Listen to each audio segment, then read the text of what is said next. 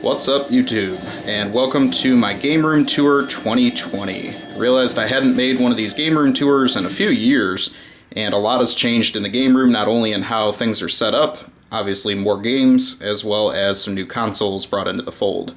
So I thought I'd start off in this room with a demonstration of Batsugan running on the Sega Saturn. This is a classic toaplan shooter brought home from the arcade only to the Japanese Saturn. And we'll use this as a demonstration of these consoles in this room. This is my modern 4K TV, and this is where I play all my current console games, but I also have my retro games hooked up in this room as well. Because this is my Fortress of Solitude and it is a basement, it is a little bit dark in this room, so I'm going to use a flashlight just to hopefully show how the consoles are set up in this room a little bit more clearly. So if you'll bear with me, we'll go ahead and do a walkthrough of all the consoles set up in this room, and I'll show you how these are wired up, and we'll start off with that. So here we have my RGB FrameMeister, and everything is running into this as far as all the retro consoles. This is my upscaler that I use to play everything on the 4K TV, and it's working out great. Able to find RGB cables or RGB modded systems to be able to work with this. So we'll start over here on this side. This is a top loader NES, and it has been RGB modded as well as LED modded, so there's a little light that turns on at the bottom of the unit whenever it's turned on, something that the original top loader never had. So definitely enjoy playing my classic NES games on this system. Sounds great, looks great with the FrameMeister.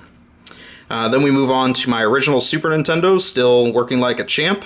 This one is RGB ready out of the box, so it works great with the FrameMeister as well. No fading on this unit, believe it or not. I have actually owned some other Super Nintendos that faded in front of my eyes, but this one has been rock steady. Then we move over to my GameCube. It's also got a GBA adapter on the bottom, and this also has the new HDMI adapter on the back of it, so I can play this through an HDMI cable, and it looks great. Then we have my launch system Wii that also still is working great. No mods or anything on that system, but definitely welcome addition to this room also. Moving down to the bottom, we have my original Xbox, which I also purchased the year that came out, and still working great. Don't really play it a whole lot, and it's just such an awkward console to fit in this setup. It's not really one that you can set on its side very easily either, so unfortunately it takes up a lot of space, but definitely do like that system overall. Then we have my Xbox 360. It's just a fat original. It is the HDMI model. Probably would like to upgrade that to a slim, just because this one's getting a little long in the tooth. And then we have my two PS2 fat systems. The reason I have two hooked up is one is a Japanese system, one is a US system, and that way I can play all my imports for PS1 and PS2 on this system, saving me a little bit of space, and then also they're mounted in vertical setup like that. So we'll move over to the other side of this room, and here you see my newest addition. This is my Neo Geo CD-Z console, a Japanese exclusive vinyl variant of the Neo Geo CD. Definitely loving this and been buying a lot of games for this. That's going to be kind of my current focus at the moment. Do have an RGB cable for that as well, so it looks great. Moving over, we have my NEC Turbo Duo system, and this has been region modded to play PC Engine HuCards, and it also has been RGB modded. So this is kind of my jack-of-all-trades duo that can play just about anything I can throw at it. Really enjoying that, and I've owned that a long time. Moving down here, we have my JVC XI, and this is kind of the Sega version of the Turbo Duo. A lot of people are not familiar with the system. Can play Sega CD games as well as Genesis cartridges. The only downside to the system is it is not reverse compatible with the Master System games like some of the Genesis systems are. So I do have that set up in the other room to play Master System. If it could play that, this would be my true jack-of-all-trades system here. Also 32X can fit, I think, with it, but it's not very easy. Then we have my original Dreamcast system, again working like a champ, another system that's hooked up through RGB cable, can also do VGA with this too. Then we have my blue PS3 system. I see how dusty it is now, I'm going to take care of that after this video. And then we of course have the Sega Saturn that we're playing Batsugan on at the moment. So that said, that is really my current console setup. We're going to journey on into the hallway here. And now we should have some light, so I can show you kind of the setup in here. I do have most of my handhelds displayed on this shelf. I've got my PS Vita, or sorry, actually it's the PSP, the Vita's in the other room.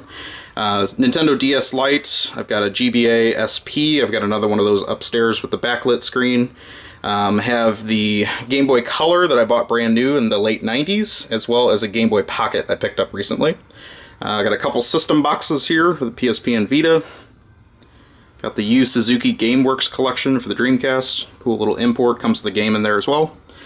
System box for the PS4, as well as my original Samba de Amigo maracas. Absolutely love those. Then right below that, we move into my complete Sega Dreamcast collection. So this is every domestic Sega Dreamcast game. You can kind of move on down the shelf here. Sorry, it's a little tight in this hallway, so it's hard for me to get a good angle.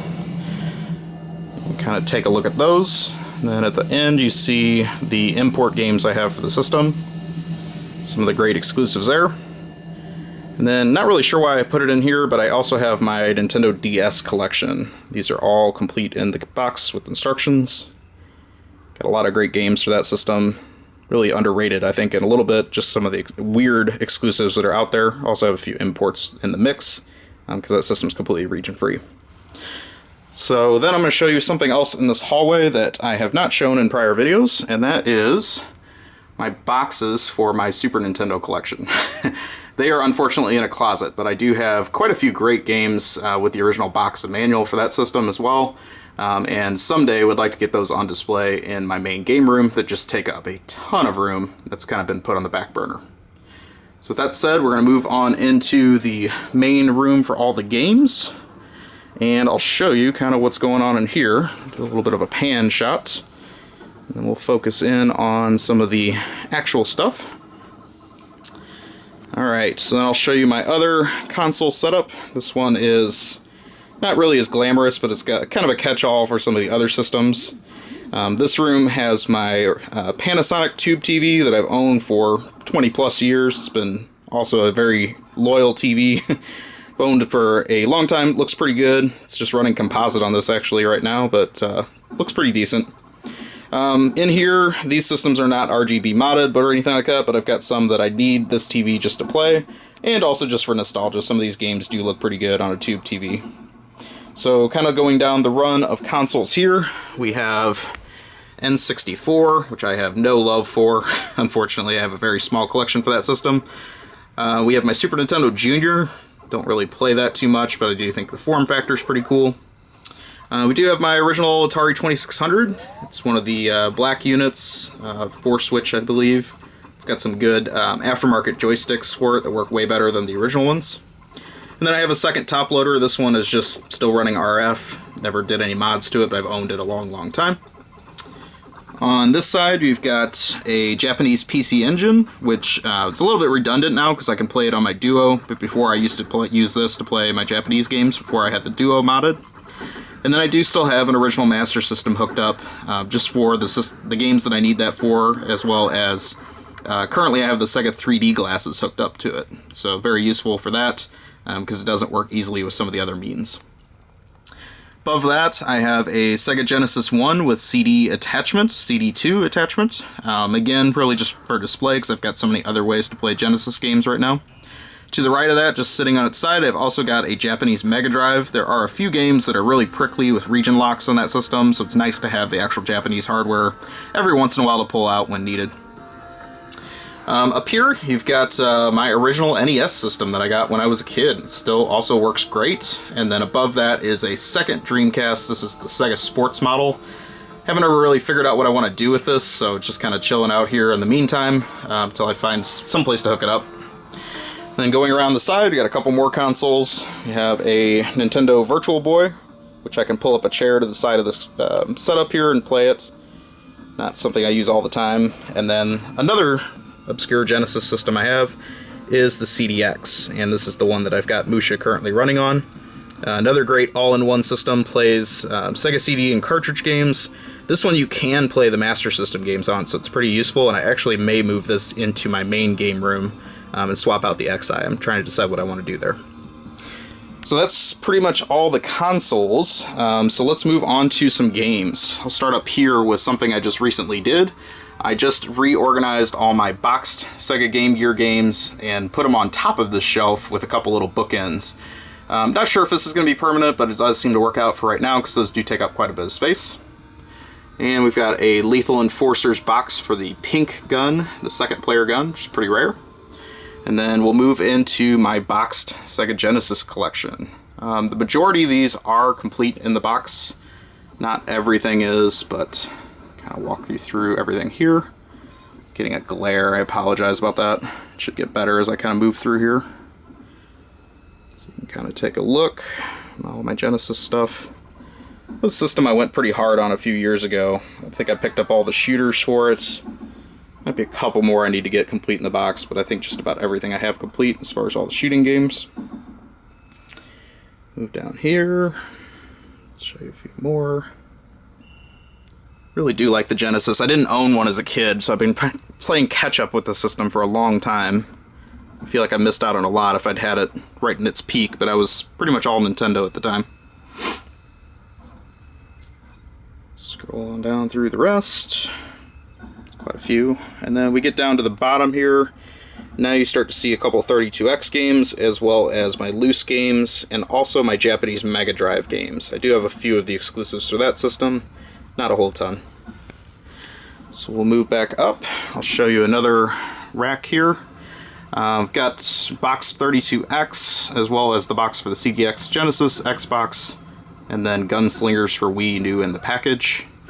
That kind of leads into the Wii collection, which I'm thinking about doing a console collection series on the Wii soon. It's a system I haven't covered, but I do have quite a few games for it. I think it's probably due. I've got Nintendo GameCube. That continues on to this shelf. And then that moves into all my loose Game Gear games. Those are double stacked. There's quite a few of those. I'd like to get those complete eventually.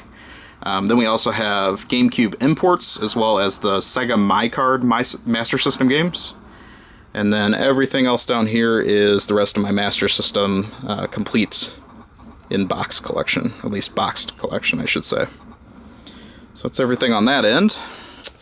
Then we just have a chair, which is nothing special, but it is what I use for second players. And then below the chair is actually storage as well. Inside these baseball card boxes is actually all of my loose Game Boy and Game Boy Color carts. I have those in there. Some of the better ones I have in the album, which works pretty good too, just to use a baseball card album for those.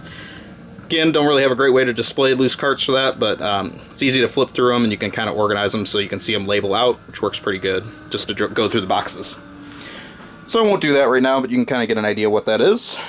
Then we're going to move into one of my larger collections, and that is Sony PS1. So at the top of this rack I have one of my prized possessions, an X-Men vs. Street Fighter arcade marquee. And we kind of walk through my PS1 collection. You've seen one video I did on this years ago, and I kind of need to do it again because I believe my collection on PS1 is about doubled since that collection video of what I had at the time. Problem is that first video was like 45 minutes long, and I don't know if I could do another one that would be something that everyone would actually want to watch. You can tell me if you got an attention span that long. So more and more PS1, some more PS1. Really like this system. And then at the end of the PS1, we go into PS1 imports, and I just recently migrated those over here so they could all be together. And then you also have my long box PS1 games.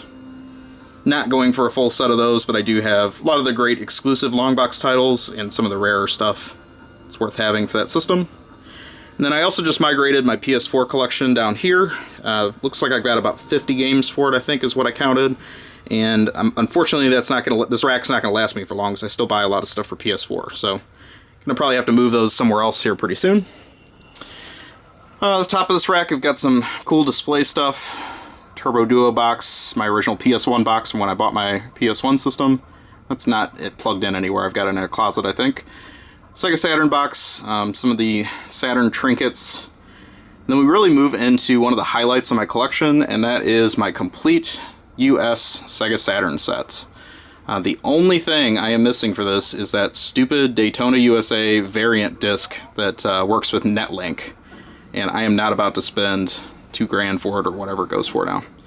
But this was a fun challenge to put together, something I would not do today. These games have gotten a lot harder to find in stores, and have just generally gotten incredibly expensive.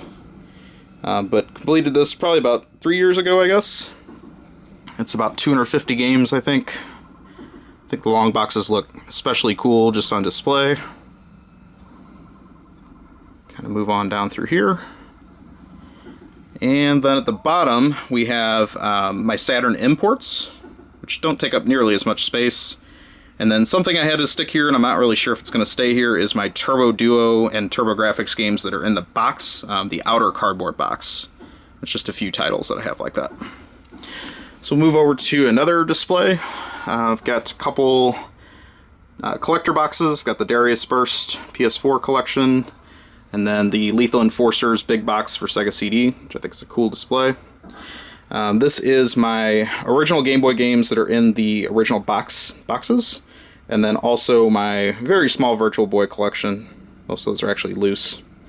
Something I just finished when I did this reorg of my game room this weekend, and that's kind of what prompted me wanting to do the video, is I finally got all my Sega CD games together. They were kind of scattered all over the place, and not looking their best. So Sega CD was considering going for the full set. I don't really know if I'm going to anymore. It's just they take up a ton of room, just like the Saturn games, and I feel like I've got just about all the key titles that I want for it.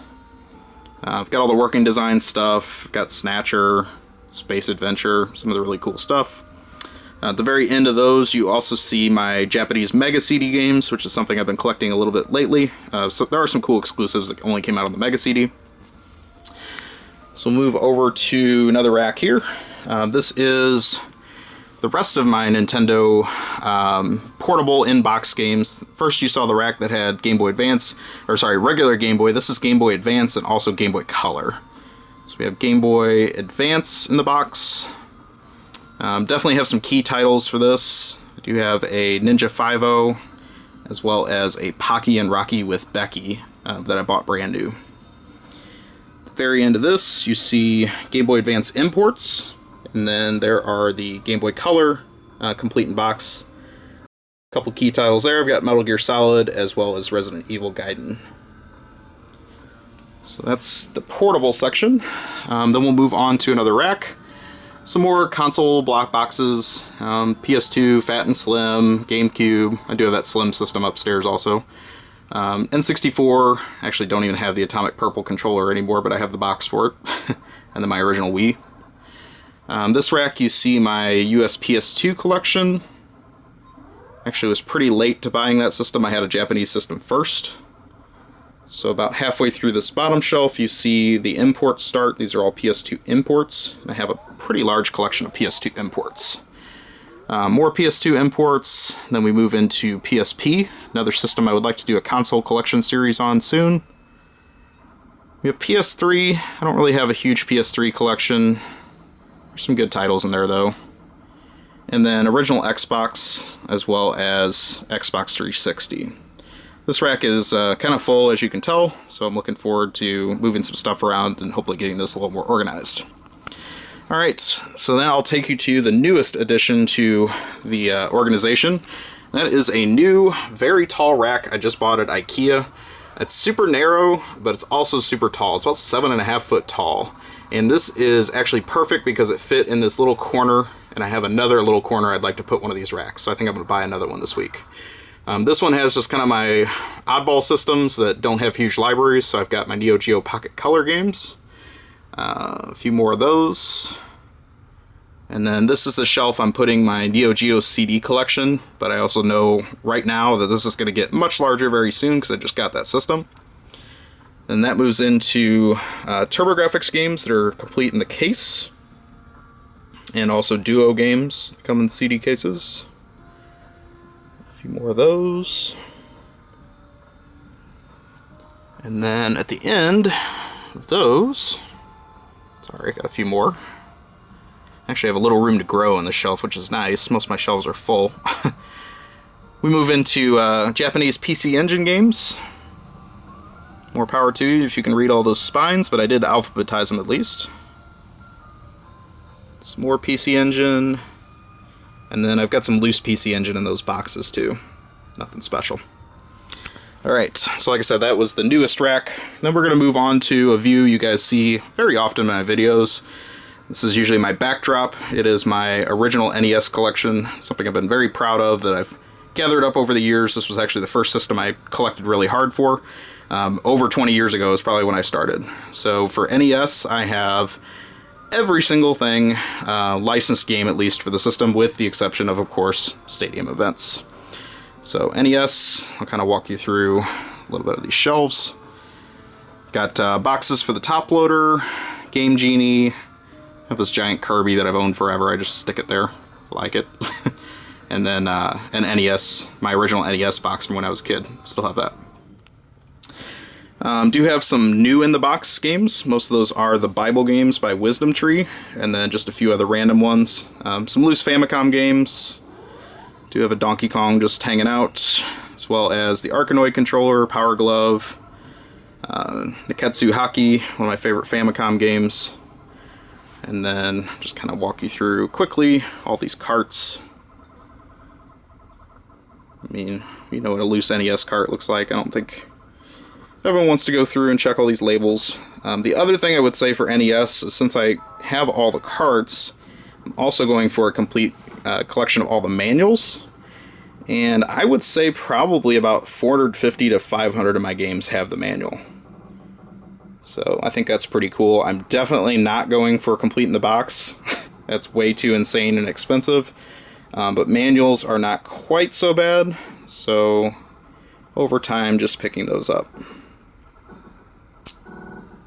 And I'll just do a quick scroll across this row. Lots and lots of NES carts. Back in the day, I used to buy these at Funko Land super cheap, so a lot of these have Funko Land sleeves, which I think is pretty colorful. I wouldn't mind having them all in original NES sleeves, but at least they're all in a sleeve. And then we get down to the bottom. And that is it for NES. So, got to see all that. We're going to move on to the next shelf. So here, we have kind of a mess, I apologize. But this is a lot of the boxes for my portable systems. So you can see boxes for the Nomad, Game Gear, Neo Geo Pocket Color, DS Lite, Game Boy Color, GBA SP. A couple display boxes from Konami. And some more of my portable systems. Game Gears, as well as Nomad. A few Super Famicom games in the box, and then we have my N64 games. If you're eagle-eyed, you can see a heavy hitter on the far left of this shelf that I keep away from my other Super Nintendo boxes. And then also the rest of my N64 collection. Again, not a system I'm super attracted to, but do have a few of the games in the box that I like for it. Then we have all my loose Super Nintendo carts, and you saw the boxes I have. I probably have boxes for maybe a third of these. They just take up so much space, not able to display them. Let's do a quick pan on those. I was at the time going for a full set of Super Nintendo. I'm not anymore. I want to say I have probably like 325 games of the 720 or so, I think was a full set, so maybe about a little less than half. Probably have everything fun and rare and interesting for the system, so there's so much filler. And after going through that with NES, I just don't have the time, space, or energy to keep pursuing it. Honestly, I would say if I was to thin out one of my consoles right now, it would probably be this. I am nostalgic for the Super Nintendo, but not nearly as much as I was for the NES, so who knows, that may be a change in the future, but definitely have a pretty good Super Nintendo collection. Alright, this is going to be a point of contention, I can tell right now, but this is all my NES boxes, and yes, they are displayed in a horrible, horrible manner. You're going to see a whole bunch of them that are squished. I promise they were squished before I put them in these stacks. The ones that actually have the styrofoam in them are holding up just fine. But you can see all my NES boxes. And then some of the better ones are on these shelves. They're not like perfectly organized or anything. I haven't cherry-picked like what needs to go on the shelf. But you can see like the second shelf has all my Taito games. Just what I would love to have is a full set of all the Taito boxes. Do have some of the big dogs on that shelf. Again, you can see those for yourself. And then this shelf has some games that I had originally as a kid that I still have my original boxes for, so I'm very nostalgic for some of the games on this shelf. Not everything, but most of those were my original childhood games. And then just some more, and some more. If I had more space, I would display these obviously much better, but for now this will do. Jammed in this corner, and again I need some more space, but here is all my Atari collection. So I've got some of these complete in the box, and then there's some stacks, and then there's these trays, which I'm not going to pull out, but they're full of Atari games as well. I do like the Atari, just not something I play a ton. We have some more displays in this corner here, as well as my arcade sticks. I love this giant Parappa the Rapper display box that I got from Video Game Store way back in the day. Got also Final Fantasy VII table card, as well as an X-Men vs. Street Fighter table display. Just a couple of my favorite PS1 games. Some arcade sticks. This cabinet I'm not going to open, but it's where I put all my third-party, or actually all my accessories, all my second-player controllers and whatnot. It's jammed. I'm not going to show that off, but there's a lot in there. So I think, have we done the full tour? I think that is everything. So hopefully this gave you an idea of what all is in my collection as of 2020. I'll pan back here so you can see another one of my displays. Thank you for watching. I realize the video is a little bit long, but hopefully you enjoyed. Please take a moment, like, comment, subscribe, let me know what you think. And I will talk to you soon. Have a great day or night, wherever you are.